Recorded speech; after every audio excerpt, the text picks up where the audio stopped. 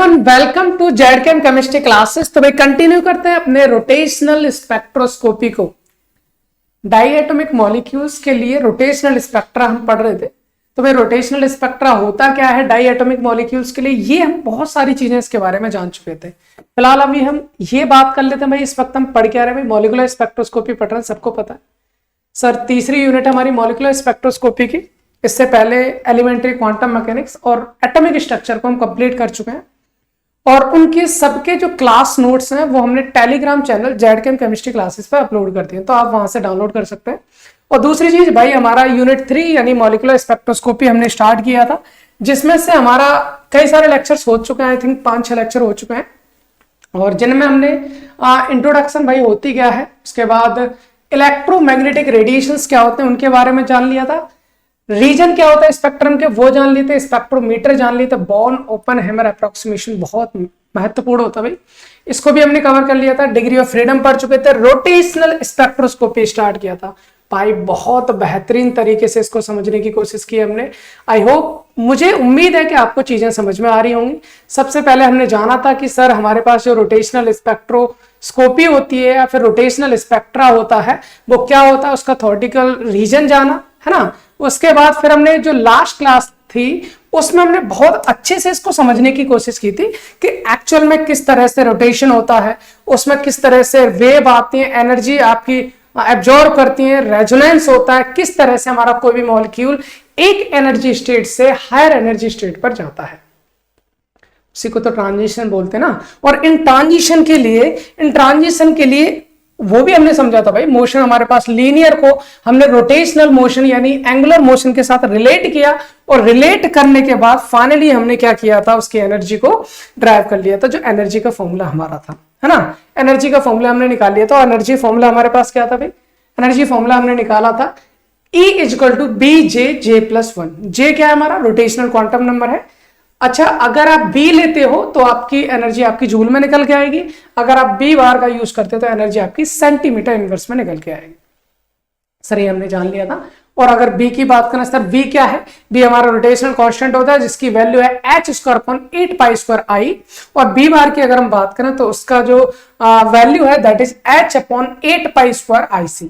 Sir इतनी बात हम ना लास्ट लेक्चर में जान चुके थे और इसके साथ साथ हमने ये चीजें और जानी थी। और वो चीजें क्या जानी थी भाई, ये चीजें हमने जानी थी कि हमारे पास जो रोटेशनल एनर्जी लेवल्स हैं उनको हमने बनाया था उनकी एनर्जी के अकॉर्डिंग। इसमें तो सर कोई प्रॉब्लम है नहीं, ये तो चीजें फाइनल हो गई। 1 मिनट दो मुझे।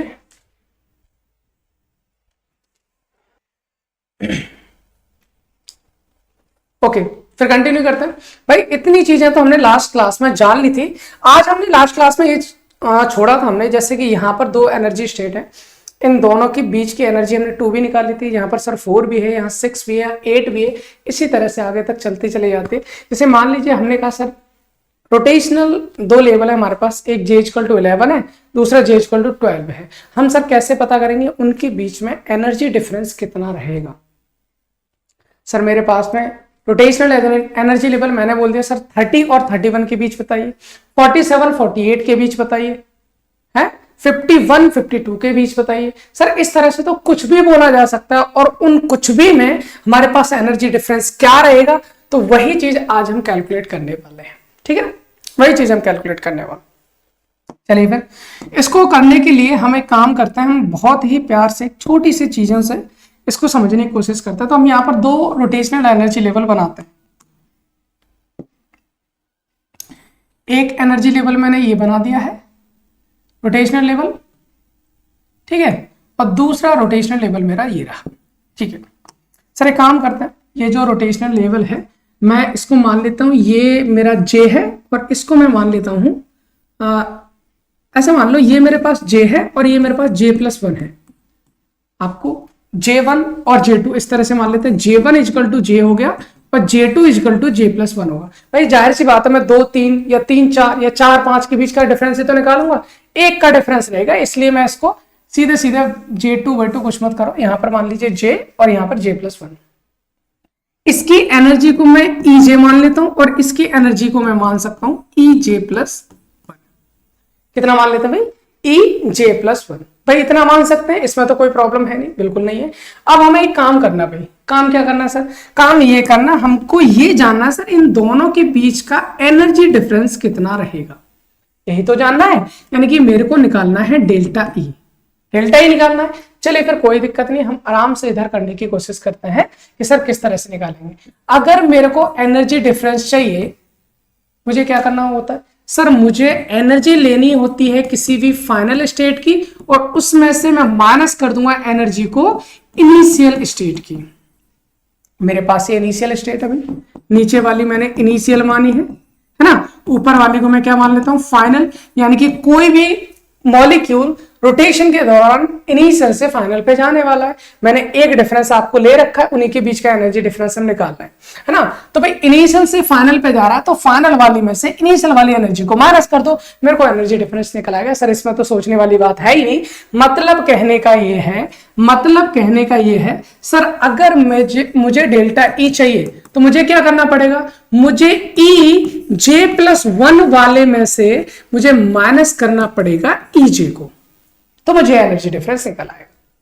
इतनी बात तो क्लियर है, इसमें तो कोई दिक्कत है नहीं। सर अगर मैं आपसे पूछूं what is the value of E J, sir E J हमने कल निकाला था बी जे प्लस 1, यही तो है भाई। हमने जो एनर्जी डिफरेंस कल निकाला था, we know E J is equal to V J plus 1। किसी भी जेथ स्टेट की एनर्जी को निकालना है तो आपको बी इंटू जे प्लस 1 यही निकालना था, बिल्कुल। और इसी के अकॉर्डिंग हमने सारी की सारी चीजें देखी थी।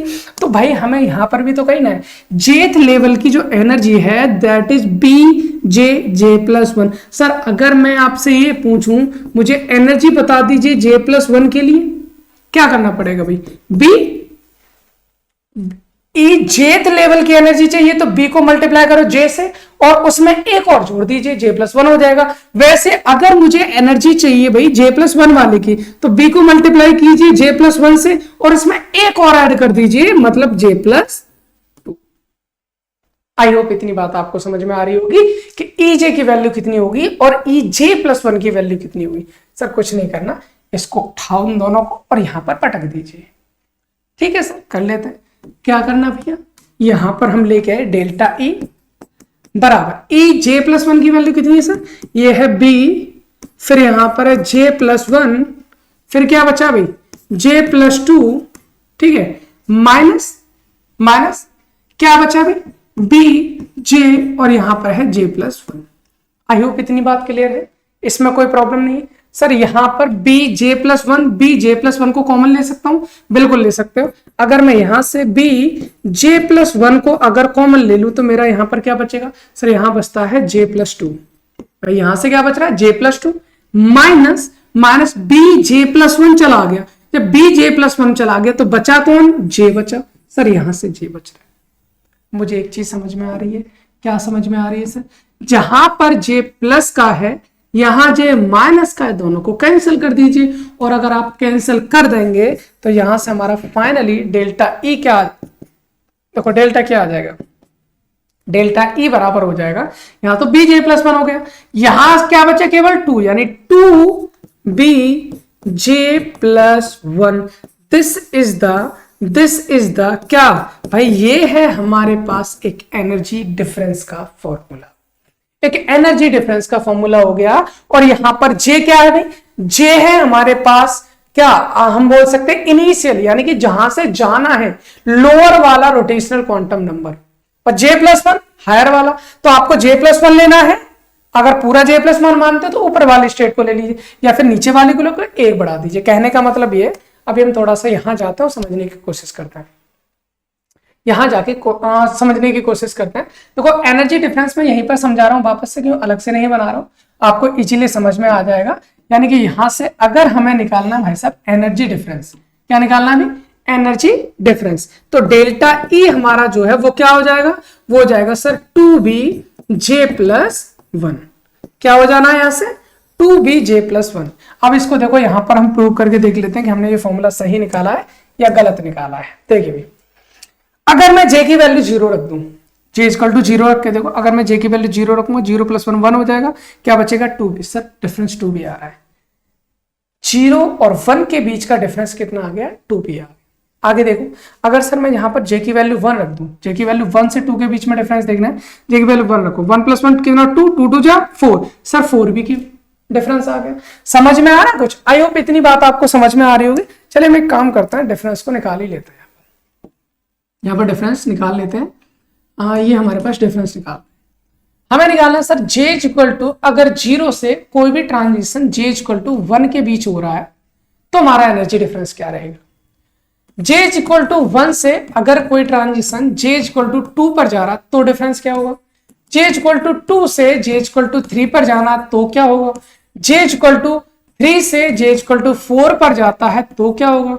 j इक्वल टू 4 से j इक्वल टू 5 पर जाता है तो क्या होगा। सर इन सब के लिए अगर हम निकालते हैं एनर्जी डिफरेंस, यानी कि डेल्टा ई 0 to 1 अगर हम देखते हैं, डेल्टा ई 0 से 1 अगर हम देखते हैं तो क्या आएगा भाई, क्या आ रहा भाई, हमें निकालना सर वही डेल्टा ई बराबर क्या है, डेल्टा ई बराबर है 2b j + 1, 2b j + 1। j की वैल्यू रखनी है आपको ये फर्स्ट वाली, है ना, तो 0 है, 0 + 1 1 हो जाएगा, 1 × 2 2 रहना, तो ये आ गया सर 2b। अगर आपको निकालना है एनर्जी डिफरेंस कहां से लेकर भाई, 1 से 2 के बीच में, 1 से 2 के बीच में, तो j की वैल्यू 1 रखो, 1 + 1 हो गया 2, 2 2 जा 4, 4 भी आ गया सर, 4 भी आ गया। इसी तरह से डेल्टा ई निकालना है सर मेरे को, कि हाँ 2 से 3 के बीच, 2 से 3 के बीच में निकालना है, 2 से 3 के बीच में निकालना है। कैसे निकालना, j की वैल्यू 2 रखो, 2 + 1 3, 3 2 जा 6, सर 6b का डिफरेंस आ जाना है।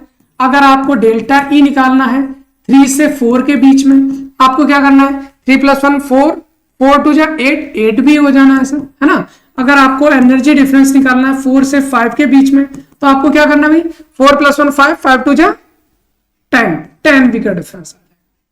तो कुल मिलाकर आप फॉर्मूले से इजीली निकाल सकते हो। अब मैं आपको डायरेक्टली आपको ट्रिक बताने वाला हूं कि आप ट्रिक से आप कैसे निकालेंगे। सीधे सीधा आपको ट्रिक की जरूरत भी नहीं है, आराम से दिख जाएगा। सर जहां पर इलेक्ट्रॉन, मतलब हम बोल सकते हैं जहां पर हमारा रोटेशनल जा रहा है, जिस ट्रांजिशन में जा रहा है, जिस लेवल पे जा रहा है, उस लेवल का दोगुना कर दीजिए। सर कहां जा रहा है, एक में, एक का दोगुना 2b, 2 का दोगुना 4b, 3 2 जा 6, 4 2 जा 8, 5 2 जा 10। आपसे पूछा जाता है सर बताइए मुझे 24 से j इक्वल टू 24 से जाना है 25 में, एनर्जी कितनी हो, कहां जा रहा है 25 में ना, इसका दोगुना कितना होगा 50 भी, इसका एनर्जी डिफरेंस आ जाएगा 50। आई होप आपको इतनी बात आपको समझ में आ रही होगी, इसमें कोई भी आपको प्रॉब्लम नहीं होनी चाहिए। सर ये चीज हम कल जान चुके थे इसके बारे में, जैसे कि आपसे पूछा जाए 1 के बीच में 2b 4b 6b 8b 10b इस तरह से डिफरेंस आ रहा है, तो ये वही था हमारे पास 2b 4b 6b 8b 10b 12b 14b, इस तरह से हमारा एनर्जी डिफरेंस आता जाता है। तो सर अब हमारा फाइनली केवल एक काम रह गया है, और वो हमारे पास काम है कि सर हमें लाइंस बता दीजिए कि रोटेशनल स्पेक्ट्रा में जो लाइंस होती हैं वो किस तरह से आती हैं। तो लाइंस हमारे किस तरह से आएंगे वो चीज समझ लीजिए। तो वो बहुत ही आसान चीज है भाई, वो बहुत ही आसान चीज है भाई। हमने इस तरह से रोटेशनल स्पेक्ट्रा की लाइंस के लिए हमने देखा, हमने ये लाइन खींच रखी है, और यहां पर हम देखते हैं ये मेरा ओरिजिन पॉइंट, यहां मैंने ले रखा है एक origin point, this is equal to 0। अब हमने देखा था, अभी अभी हमने देखा है भाई यहां पर क्या था, मैं इधर लिखना चाहिए था, चलो कोई दिक्कत नहीं, यहीं पर कर लेते हैं, थोड़ा सा आपको चीजें इजीली अच्छे से समझ में आनी चाहिए, कोई प्रॉब्लम नहीं है। हमने अभी अभी यहां पर वापस से लिख लेते हैं, क्या देखा था सर, अगर आप E इज इक्वल टू, हमने डेल्टा ई निकाला था, डेल्टा ई निकाला था 0 से लेकर 1 के बीच में, वो 2b का आया था। डेल्टा ई अगर आप निकालते हो 1 से 2 के बीच में, वो 4b का आया था। डेल्टा ई अगर आप निकालते हो कहां से भाई, 2 से 3 के बीच में, तो वो हमारे पास कितना आया था, वो हमारे पास 6b का डिफरेंस आया था। डेल्टा ई 3 से 4 के लिए हमारे पास 8b का डिफरेंस आया था। इसी तरह से आपको निकालना है, यानी कि पहली जो लाइन आएगी वो कहां पर आएगी वैसे 2b के बीच में आएगी। यानी कि अगर हम बात करें फर्स्ट लाइन की, अगर हम बात करते हैं फर्स्ट लाइन के लिए, तो फर्स्ट लाइन हमारी कहां पर आ जानी है 2b पर, फर्स्ट लाइन हमारी कहां आ जानी है 2b। ये हमारे पास 2b है, ये हमारे पास क्या है 2b। इसी तरह से आगे कर लेते हैं, चलिए आगे कर लेते हैं थोड़ा सा। ये 2b है तो यहाँ पर हमारे पास हो गया मान लीजिए, ठीक है।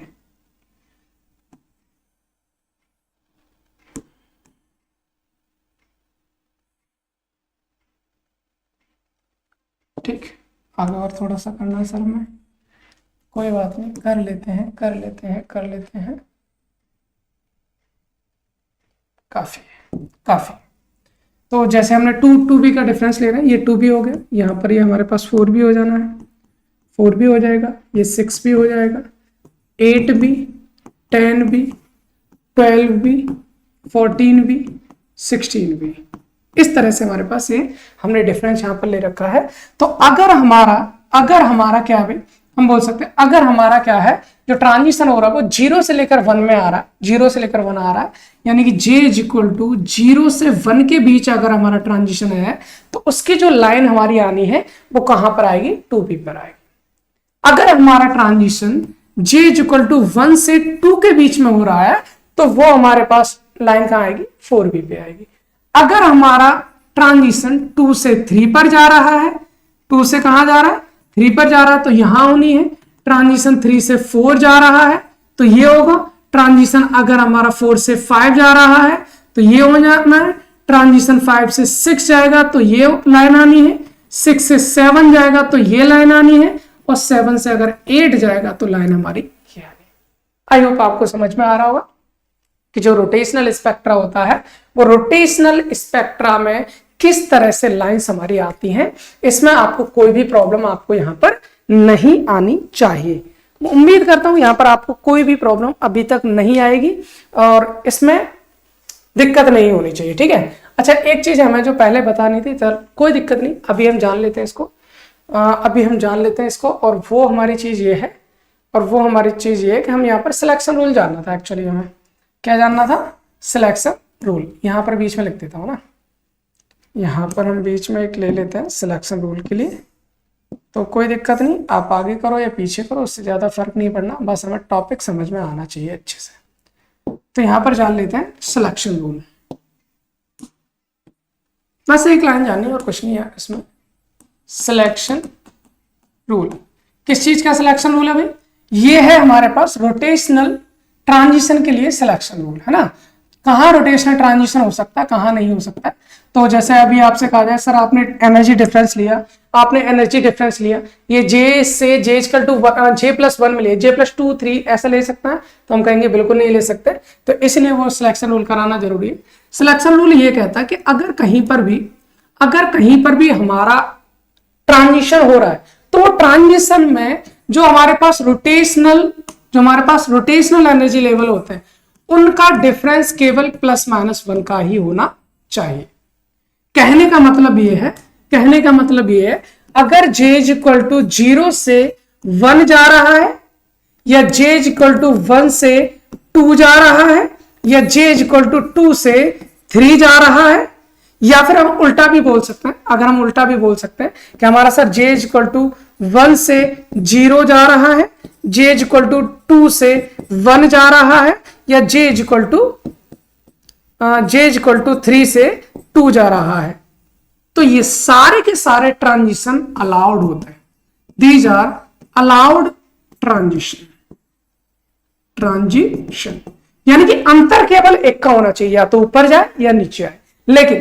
लेकिन अगर हम कहें सर क्या J इक्वल टू 0 से 3 पर जाएगा, क्या J इक्वल टू 4 से 7 पर जाएगा, क्या J इक्वल टू 5 से वापस 2 पे आएगा, तो हम यहां पर कहेंगे दीज आर फॉरबिडन ट्रांजिशन। ये ट्रांजिशन हमारे अलाउड नहीं है। आई होप इतनी बात आपको समझ में आ रही होगी। तो जो रोटेशनल स्पेक्ट्रोस्कोपी होती है, हमने ये 2 से 3 लेक्चर में इसका मैक्सिमम पार्ट जो है वो खत्म कर दिया है। अब हम ये देखने वाले हैं अगले लेक्चर में कि जो हमारे पास मैक्सिमम डेंसिटी या पॉपुलेशन डेंसिटी कहां पर होती है, यानी J मैक्स की वैल्यू को कैसे कैलकुलेट करते हैं, उसका डेरिवेशन करने वाला है। तो वो सब हम अगले लेक्चर में करेंगे। फिलहाल के इसलिए इस लेक्चर को हम यही समाप्त करते हैं। मिलते हैं आपको अगले लेक्चर में एक नई एनर्जी के साथ। बस आपको एक ही काम करना है, वो करना है लेक्चर को शेयर। Thanks for watching.